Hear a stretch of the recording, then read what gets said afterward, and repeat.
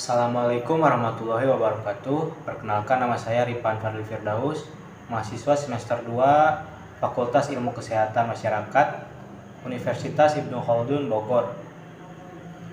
Di sini saya akan menjelaskan tentang sejarah perkembangan dan paradigma ilmu kesehatan lingkungan. Video ini dibuat untuk memenuhi tugas mata kuliah dasar ilmu kesehatan lingkungan. Baik, langsung saja saya akan menjelaskan tentang pengertian kesehatan lingkungan.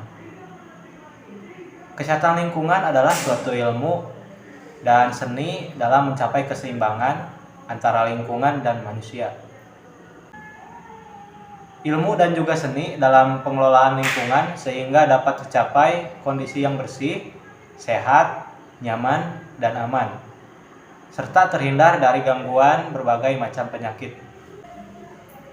Tujuan dari ilmu kesehatan lingkungan yaitu yang pertama, untuk melakukan koreksi, memperkecil atau memodifikasi terjadinya bahaya dari lingkungan terhadap kesehatan serta kesejahteraan hidup manusia yang bersifat corrective action.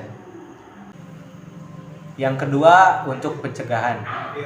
Untuk pencegahan yaitu mengefisienkan pengaturan berbagai sumber lingkungan untuk meningkatkan kesehatan dan juga kesejahteraan hidup manusia, serta untuk menghindarkan dari bahaya penyakit yang bersifat preventive action.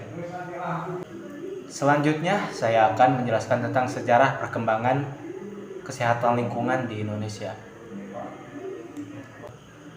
Pada tahun 1968, program kesehatan lingkungan masuk dalam upaya pelayanan puskesmas. Pada tahun 1974, Inpres Sami Jaga atau sarana air minum dan jamban keluarga. Adanya program Prunmas, proyek Husni Tamrin, kampanye keselamatan dan kesehatan kerja. Dan hingga saat ini upaya kesehatan lingkungan mulai dikembangkan dan disempurnakan di berbagai sektor kehidupan, bukan hanya di puskesmas. Dan hingga saat ini upaya penyehatan lingkungan mulai dikembangkan dan disempurnakan di berbagai sektor kehidupan, bukan hanya di puskesmas tetapi sudah di berbagai sektor antara lain rumah sakit, hotel, pasari, kolam renang, rumah makan, dan lain sebagainya. Selanjutnya saya akan menjelaskan paradigma kesehatan lingkungan. Paradigma kesehatan lingkungan adalah menggambarkan hubungan interaktif antara berbagai komponen lingkungan dengan dinamika perilaku penduduk. Model hubungan berbagai variabel hubungan dengan penduduk dengan outcome penyakit ini merupakan dasar bagi analisis kejadian sehat sakit dalam suatu kawasan. Model yang digambarkan di sini adalah model dasar yang dapat dikembangkan ke dalam model-model yang lebih kompleks dan memperhitungkan semua variabel yang diperoleh dari tinjauan kepustakaan atau kerangka teori.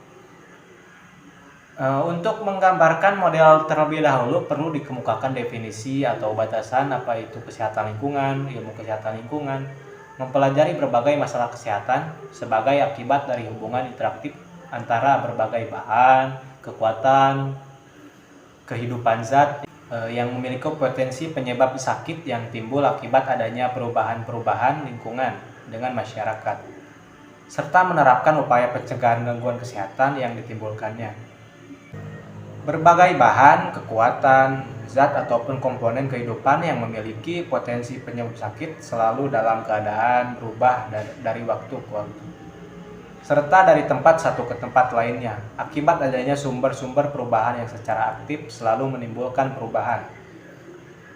Sumber perubahan dapat berupa kegiatan manusia seperti pabrik ataupun transportasi, pemukiman dan lain-lain, ataupun peristiwa alamiah seperti gunung berapi dan berbagai reaksi kimia alamiah yang terjadi.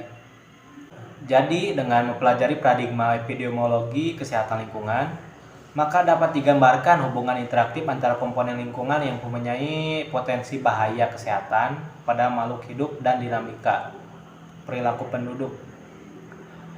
Lingkungan yang telah berinteraksi dengan agen penyakit akan mengubah komposisi atau kualitas di lingkungan.